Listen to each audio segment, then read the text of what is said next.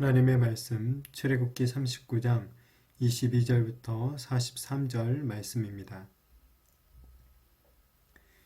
그가 에봇 받침 긴 옷을 전부 청색으로 짜서 만들되 그 옷의 두 어깨 사이에 구멍을 내고 갑옷깃같이 그 구멍 주위에 깃을 짜서 찢어지지 않게 하고 청색, 자색, 홍색 실과 가는 배실로 그 옷 가장자리에 석류를 수놓고 순금으로 방울을 만들어 그 옷 가장자리로 돌아가며 석류 사이사이에 달되 방울과 석류를 서로 간격을 두고 번갈아 그 옷 가장자리로 돌아가며 달았으니 여호와께서 모세에게 명령하신 대로 하였더라. 그들이 또 직조한 가는 배로 아론과 그의 아들들을 위하여 속옷을 짓고 세마포로 두건을 짓고 세마포로 빛난 관을 만들고 가는 배실로 짜서 세마포 속바지들을 만들고 가는 배실과 청색, 자색, 홍색 실로 수노와 띠를 만들었으니 여호와께서 모세에게 명령하신 대로 하였더라. 그들이 또 순금으로 거룩한 패를 만들고 도장을 새김같이 그 위에 여호와께 성결이라 새기고 그 패를 청색 끈으로 관 전면에 달았으니 여호와께서 모세에게 명령하신 대로 하였더라. 이스라엘 자손이 이와 같이 성막 곧 회막의 모든 역사를 마치되 여호와께서 모세에게 명령하신 대로 다 행하고 그들이 성막을 모세에게로 가져왔으니 곧 막과 그 모든 기구와 그 갈고리들과 그 널판들과 그 띠들과 그 기둥들과 그 받침들과 붉은 물을 들인 순양의 가죽 덮개와 해달의 가죽 덮개와 가리는 휘장과 증거궤와 그 채들과 속죄소와 상과 그 모든 기구와 진설병과 순금 등잔대와 그 잔 곧 버려놓는 등잔대와 그 모든 기구와 등유와 금제단과 간유와 향기로운 향과 잠만 휘장문과 놋제단과 그 놋 그물과 그 채들과 그 모든 기구와 물두멍과 그 받침과 뜰의 포장들과 그 기둥들과 그 받침들과 뜰문의 휘장과 그 줄들과 그 말뚝들과 선막 곧 회막에서 사용할 모든 기구와 성소에서 섬기기 위한 정교한 옷 곧 제사 직분을 행할 때에 입는 제사장 아론의 거룩한 옷과 그의 아들들의 옷이라. 여호와께서 모세에게 명령하신 대로 이스라엘 자손이 모든 역사를 마침에 모세가 그 마친 모든 것을 본즉 여호와께서 명령하신 대로 되었으므로 모세가 그들에게 축복하였더라. 아멘. 사람들은 누구나 편하게 살고 싶은 이 마음을 가지고 있습니다. 그래서 이제 좀 더 우리의 몸을 편안하게 해주는 어떤 제품이나 이 기술들을 선호하고 거기에 아낌없이 우리의 돈을 투자하기도 하죠. 이런 편하고 싶은, 이 편하게 살고 싶은 욕망이 때로는 우리의 신앙에도 영향을 미치기도 합니다.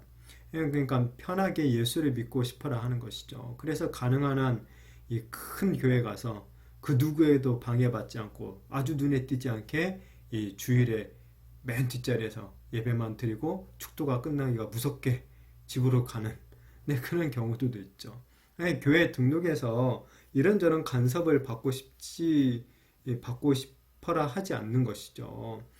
제가 정말 이 신대원 일하는 때 경험을 했던 일이었었는데 인천에 있는 아주 정말 대형 교회에 가서 제가 한번 이 경험자 예배를 드린 적이 있었습니다. 이제 좀 시간이 늦어서 맨 뒷자리에 좀 앉게 됐는데 이 축도가 끝날 때쯤에 제 앞에 앉았던 두 사람이 얘기를 하면서 이 자신이 지난번에 교회 잡혀서 등록할 뻔했다 하면서 조심해야겠다, 오늘 축도 끝나자마자 빨리 가야겠다, 이런 이 대화를 하는 것을 듣고 참 내 마음이 좀 그랬었습니다.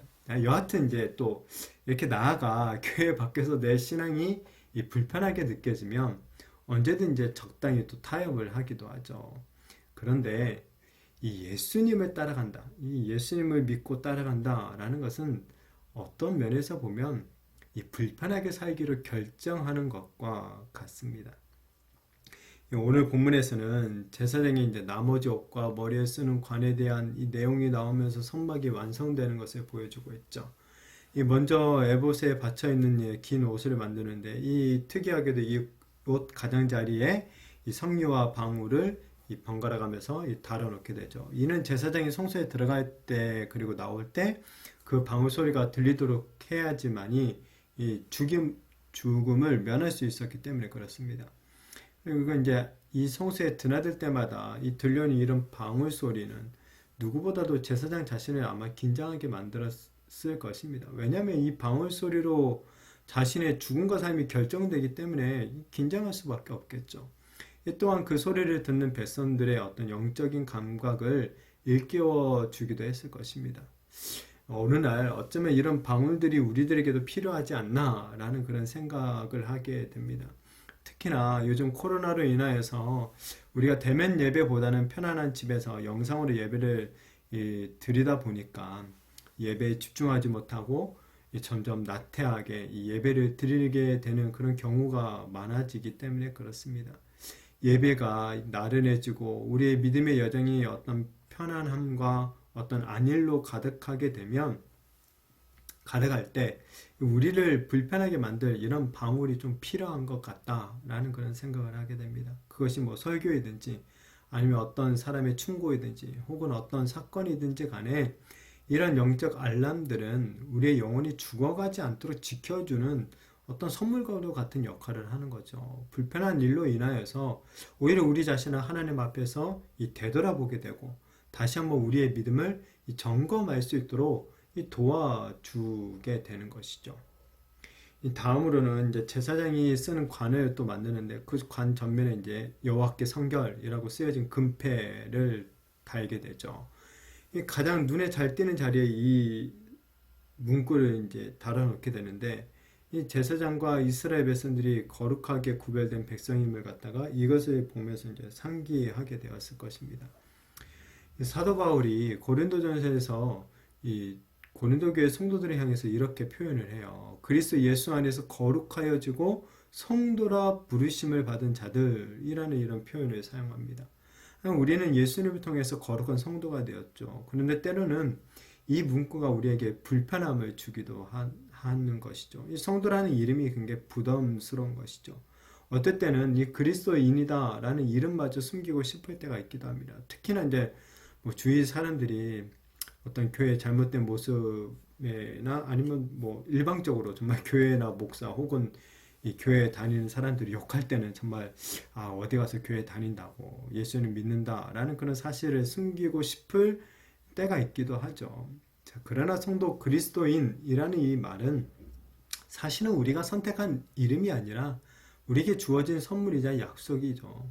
아들이 없던 아브라함이 결국에 아버지라는 이름의 뜻대로 그가 되었던 것처럼 지금은 이 성도라는 이름과 우리의 이 존재가 우리의 그러니까 삶의 모습이 불일치하는 것처럼 보이지만은 반드시 그 차이가 조금도 없는 날이 나를 우리는 또한 맞이하게 될 것입니다. 이 날을 바라보면서 우리는 계속해서 이 성도라는 이름에 걸맞는 그러한 삶을 추구해야 되는 것이죠. 예, 비록 그 이름에 걸맞는 삶을 살아가는 것 불편하고 때로는 피곤하고 그렇지만 우리를 성결케 해주신 우리 주님의 은혜를 기억하면서 날마다 더욱더 성화되어져 나가는 그런 우리가 되어야 할 줄로 믿습니다. 자, 이렇게 해서 이제 선막의 모든 것들이 완성되었습니다. 32절에 이스라엘 자손이 이와 같이 선막 곧 회막의 모든 역사를 마침에 여호와께서 모세에게 명령하신 대로 다 행하고 라고 말을 하고 있죠. 이 선막의 모든 역사가 이제 마치게 되었는데 하나님께서 모세에게 명령하신 대로 다 이루어졌다라고 평가를 합니다. 이 39장 전체를 보면 이 여호와께서 명령하신 대로 여호와께서 그러니까 모세에게 명령하신 대로라는 이러한 표현이 무려 9번이나 등장을 하고 있습니다. 이것은 이 선막을 만드는 어떤 기술자들의 판단이나 그런 판단에 따라서 어떤 다른 재료나 다른 방법으로 제작되지 않았다라는 것을 말해주고 있는 것이죠. 어떤 면에서는 하나님이 알려주신 이 방법 말고 이 제작자들의 어떤 생각대로 하면 뭔가 이게 더 멋있어지고 더 아름다워지고 더 편리하고 효과적으로 어떤 이런 것들을 만들 수도 있지 않았을까라는 그런 생각을 해보기도 됩니다. 그러나 이 성막은 아무리 더 편리하고 효과적인 방법이 있어도 하나님의 명령대로 하나님의 말씀대로만 만들어져야 되는 것이죠. 자, 이처럼 우리가 하나님의 일을 감당할 때도 뭐 더 돋보이게 한다던가 아니면 뭐 더 효율적으로 하는 것이 어떻게 보면 중요하지 않기도 합니다.